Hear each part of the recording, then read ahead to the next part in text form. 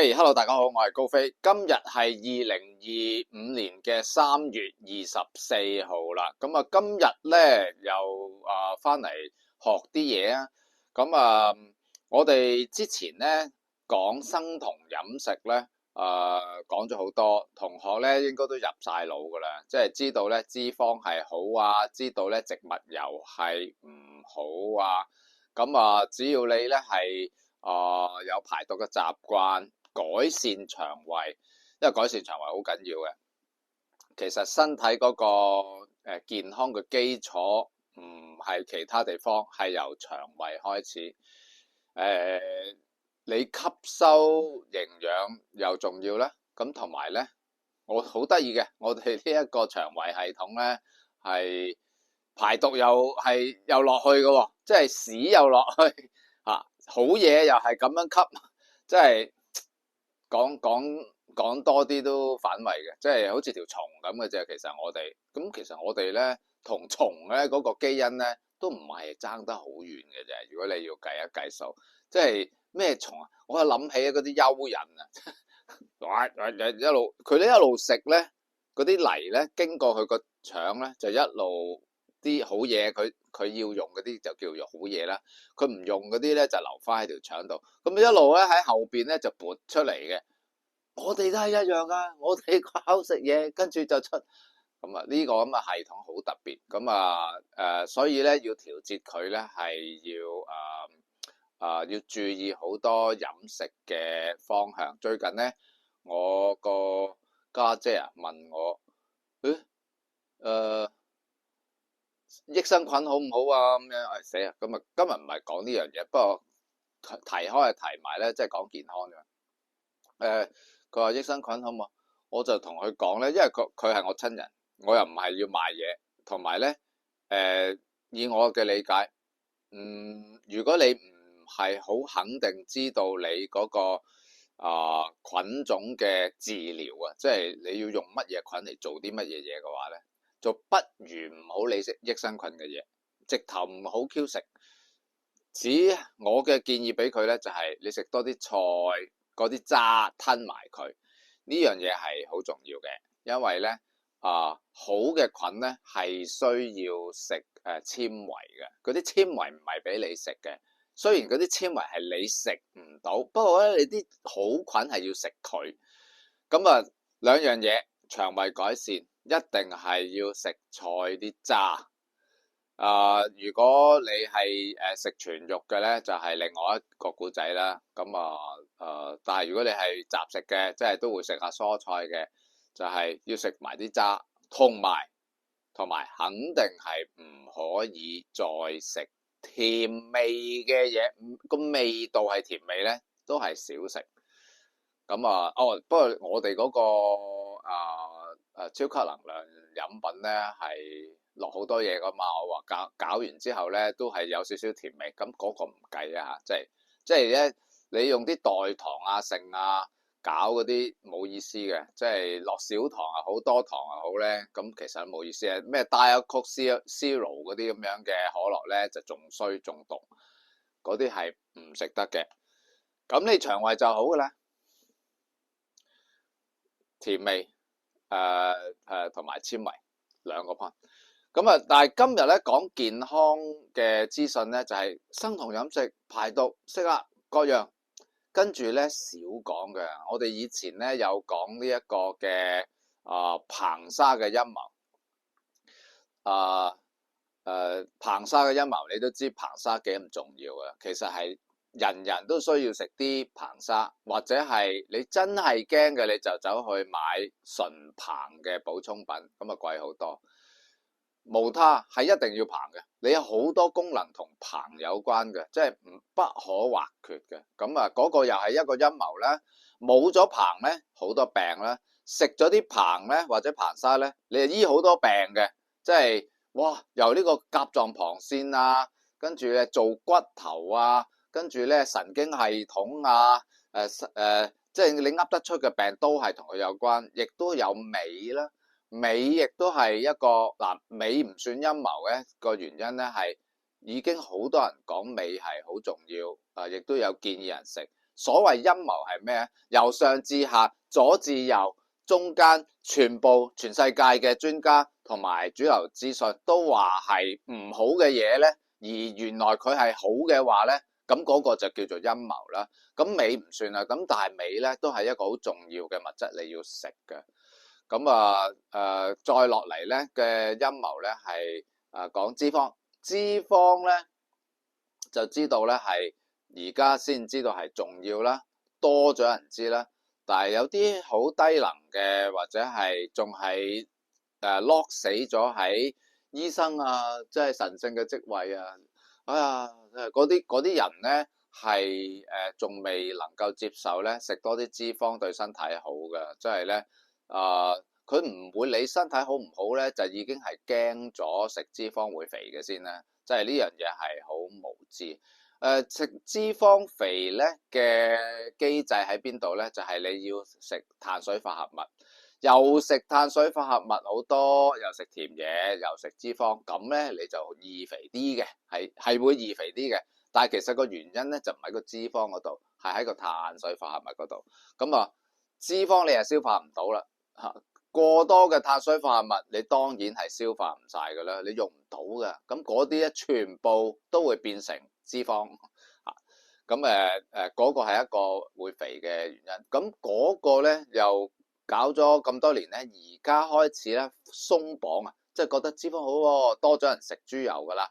咁呢樣嘢鬆綁，但係有一樣嘢咧講來講去到今天咧，都仲係一個陰謀。咁我哋之前咧有講過嘅。就講過話鹽咧唔係唔好嘅嘢，我有講過所有嘅鹽都好啊，只不過係分別係有啲鹽咧就係好啲，有啲鹽咧就係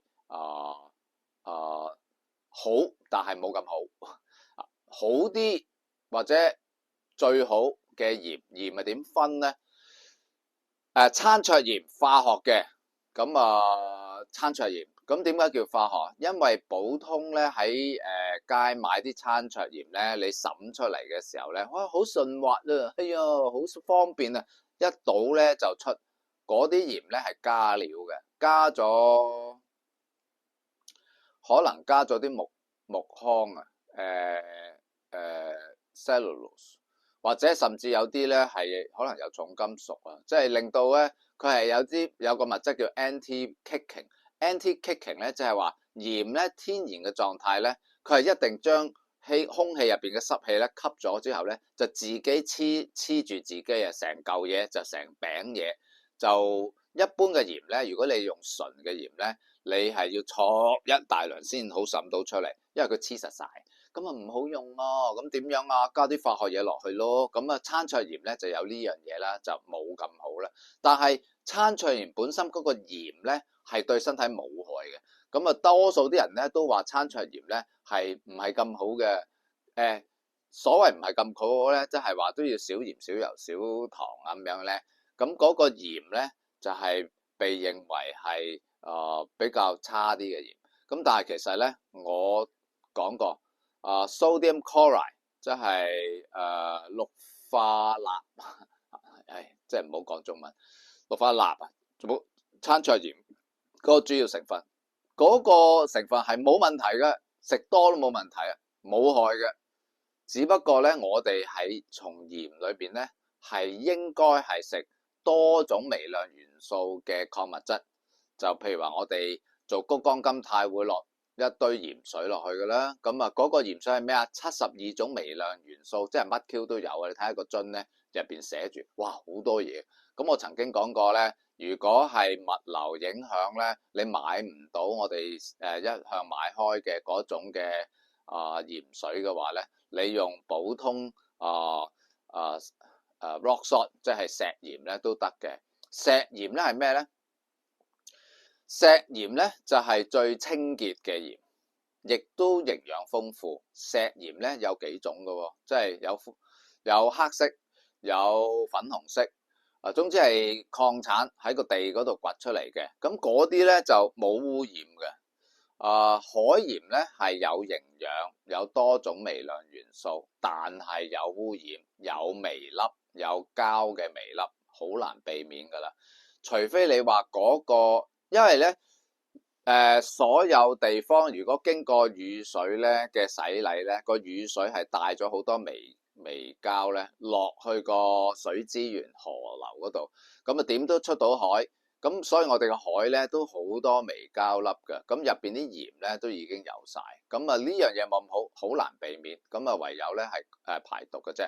海鹽咧同呢一個岩鹽咧，即係石頭鹽咧，係有一個主要成分嘅分別，就係海鹽咧係有多啲嘅鎂，岩鹽咧係少啲嘅鎂嘅。咁如果你要營養均勻咧，可能間唔時咧都要用下海鹽嘅。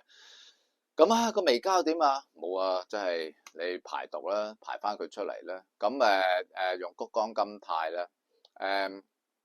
但係如果你話，哎呀，你嘅決定係一定要絕對清潔嘅鹽咧，咁就一定係別無他選，岩鹽粉紅色或者黑色嘅黑色鹽咧，好似歐洲會比較多啲嚇。岩鹽咧其實亞洲好平嘅，如果你買到馬來西亞咧嘅牌子嘅岩鹽咧，馬來西亞嗰啲都好嘅。但係最緊要唔好同啲奸商買喎。聽聞講而家有啲人咧溝啲嘢咧，令到佢變粉紅色喎嚇，即係中國人咧叉得隻腳埋去嗰啲咧都係仆街嘅，即係咁呢個係常識。咁咧就係鹽咧係有好處，但係如果我同你講再上一層樓，而家係講緊鹽嘅陰謀。個鹽嘅陰謀係咩啊？去到今天為止咧係。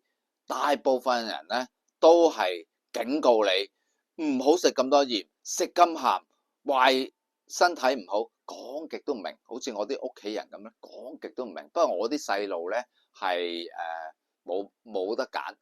我煲湯咧，哇係咁滲鹽，係咁滲鹽。我覺得咧唔滲夠佢咧，好淡唔甜啊啲味。咁我覺得好甜咧，咁咧就會有人話：哎呀，落得咁多鹽啊！咁樣，但係對方煲嗰啲湯咧淡到好似水咁樣，冇味喎。佢自己都覺得冇味，咁我落翻夠咧，夠多翻，係喎好甜咁樣。但係如果佢睇住咧，我係咁滲咧，就多鹽。啲老人家都係嘅，所有人都係嘅，覺得鹽咧係罪惡。就算你同佢講咧，佢好似明咁樣咧，佢行為上面都未能接受。咁呢一樣嘢咧係一個現象啦。就算而家講生酮嗰啲咧，都會開始講話食鹽嘅。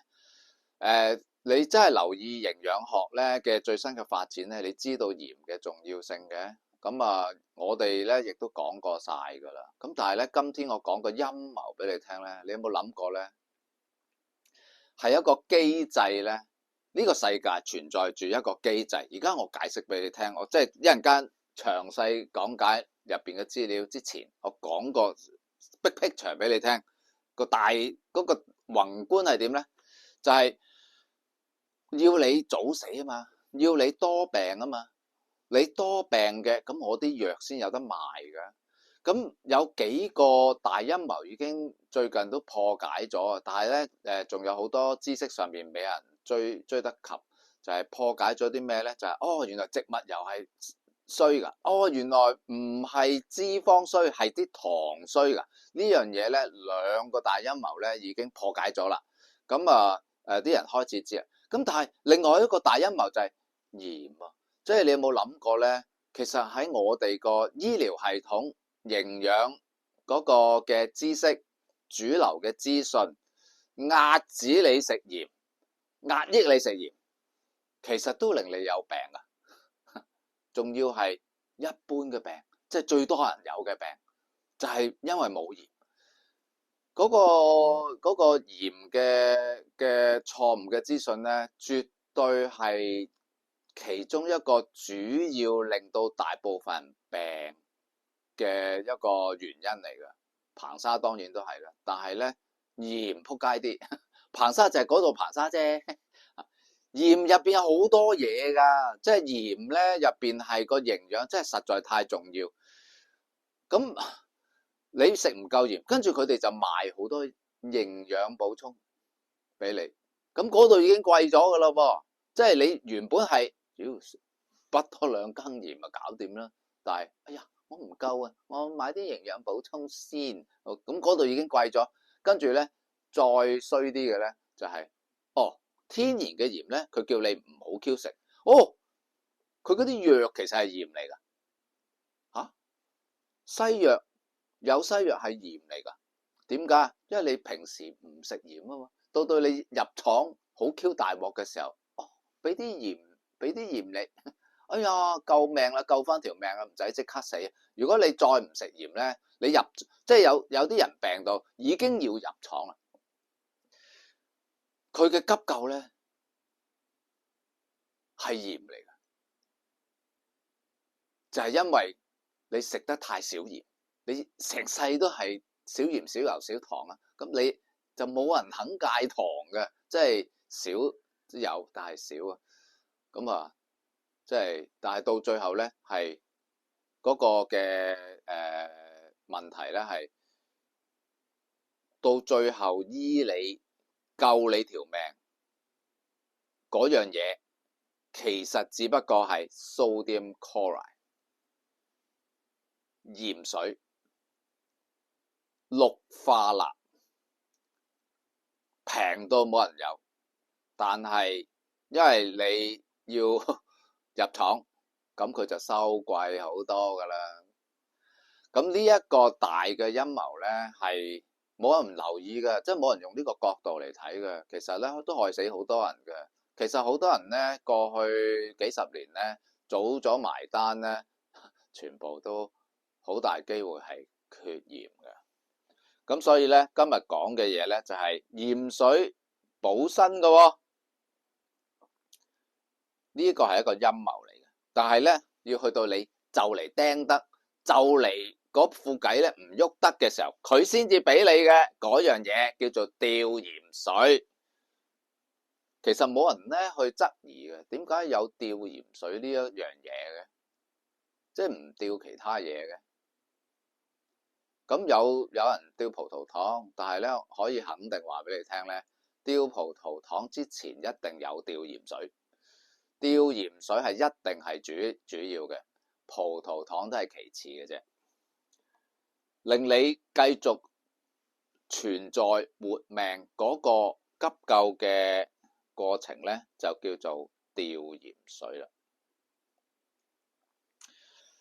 咁啊〜吊鹽水咧，一般咧就有幾個劑量嘅，250至3000個毫升嘅鹽，咁啊嗰個鹽水啦，鹽水真係鹽水嚟嘅啫，真係純鹽嚟嘅喎。咁咧唔知道佢會唔會落其他衰嘢嘅西藥，但係照計咧就唔會嘅。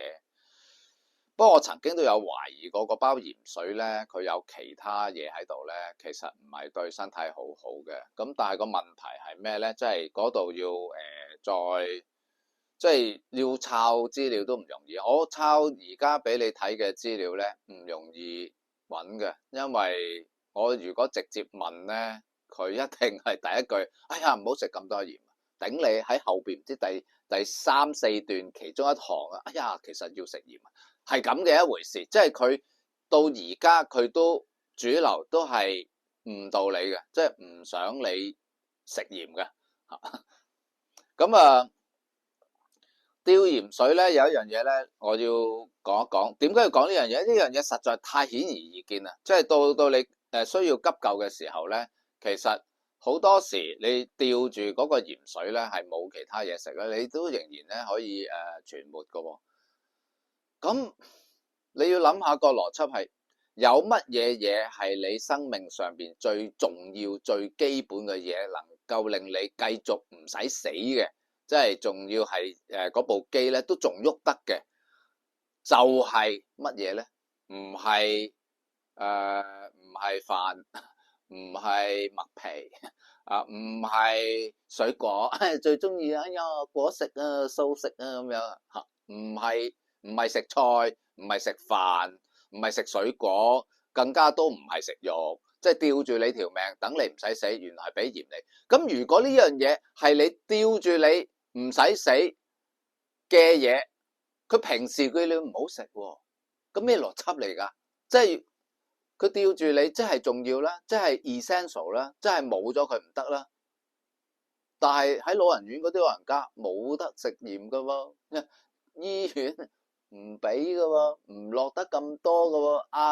阿爺阿嫲，我而家有少少咧懷疑咧，所以啲老人家咧食得好鹹啊，就係佢天然上邊咧覺得咧唔夠啊，咁啊佢要食多啲啊。如果唔係佢部計咧都咔咔咔，老人啊嘛，咁嗰個機器就已經嗰啲齒輪咧咔下咔下。再唔食多啲鹽落去就停噶啦喎，個齒輪唔 Q 喐噶喎，咁所以佢咧係自然咧就係想食鹹啲嘅，咁咧哎呀有仔女喺身邊啊，睇住佢啲健康啊，咁啊唔俾佢食，咁但係俾佢做啲咩？就唔同嘅西藥啊，吊住佢條命啊，咁唔喐啊，咁啊吊晒插晒嘢喺度啊，咁樣，咁就啲人咧為之咧安心，哎呀我好照顧我個家人啊，但係其實咧係。當然係無知啦，但係呢樣嘢咧就好難講啊，因為少人去留意。我哋維持生命嘅咧，即係哎呀水好緊要㗎，有人講解過，你唔食嘢絕食係唔食嘢都唔怕，可以飲水，但係喺到你危急關頭嘅時候，點解唔係吊純水嘅？即係你。諗下，你坐低靜低落嚟諗下，你即係鹽唔好，但係我就死吊住唔使死，原來俾翻啲鹽水我，咁乜 Q 嘢道理嚟噶嗰個？咁即係鹽係好又唔好啊？救命噶喎你唔好以為吊鹽水係是但做啲嘢，吊鹽水係可以救命噶喎，咁啊。你好自然咧，識得少少醫學常識咧，都會識講。係啊，啲血液裏邊咧唔係淨係血嚟噶嘛，你吊純水入去咧會死人噶，會溝淡晒噶。哦，溝淡晒，即係話冇鹽唔得啦。咁點解唔可以喺呢個窿食入去啊？要你喺個手臂嗰條管嗰個窿度吉入去啊？因為吊鹽水靜脈注射噶嘛，滴入去噶嘛。咁究竟鹽係好又唔好啊？呢樣嘢唔肯答，唔肯諗，人哋話啊係啊，嗰個係啊吊鹽水係咁嘅咯。你唔去諗咧，你唔質疑咧，你就睇唔到嗰個陰謀嗰個擺喺你面前啊，呃 Q 你啊，仲唔明？哦，真係唔明喎，真係唔諗喎，咁咧就信喎，哇食少啲鹽，係唯獨是係你入醫院入廠嗰下咧就吊鹽水嘅啫。咁啊，呢一個咧係其中一個重要嘅信息啦。咁我哋咧份碌事咧比較長嘅，咁我就會喺下一節咧再同大家講解。好，轉頭翻嚟講。